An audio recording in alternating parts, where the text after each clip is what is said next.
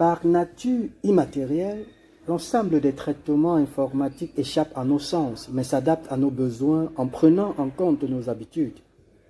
Ces différents systèmes informatiques réalisent des tâches de plus en plus complexes, dont certains non seulement accompagnent l'homme, mais commencent, avec l'arrivée de la dite intelligence artificielle, affichée sous l'anonymat IA, à entrer en concurrence avec ses capacités naturelles. Le mot intelligence utilisé dans IA est un fait, est une réalité, et est en fait une traduction malvenue et maladroite de l'anglais du faux ami intelligence qui se rapporte à la notion de renseignement. Nos différents lieux de vie et lieux de travail, tout autant que nos infrastructures collectives, évoluent vers une intégration et une interopérabilité de ces services numériques avec laquelle le citoyen doit coopérer. La variété des interfaces homme-machine impose l'acquisition de nouvelles compétences nécessaires à l'interaction avec l'ensemble de ces différents systèmes informatiques. Parallèlement, les progrès issus de la cybernétique des années 1960 ont conduit au développement des premiers algorithmes d'apprentissage supervisés de systèmes automatiques de classification, alors appelés perceptrons, qui allaient évoluer vers des architectures modernes de réseaux de neurones artificiels. Ces logiciels, moteurs essentiels de l'intelligence artificielle, sont installés dans les data centers ou plus précisément, ou alors plus récemment, intégrés dans de nouvelles générations de puces dites neuromorphiques.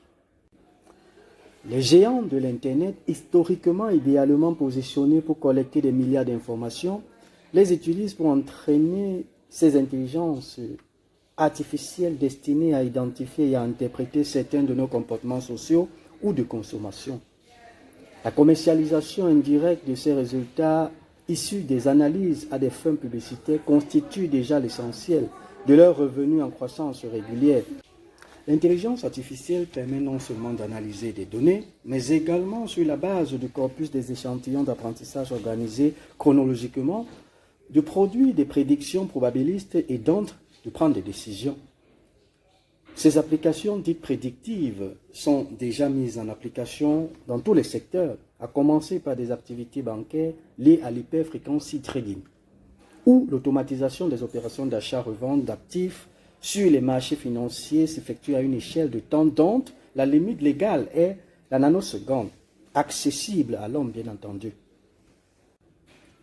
Concrètement parlant, les systèmes équipés d'intelligence artificielle déployés autour du citoyen l'engagent consciemment ou inconsciemment dans toutes ses relations avec les services offerts par la société.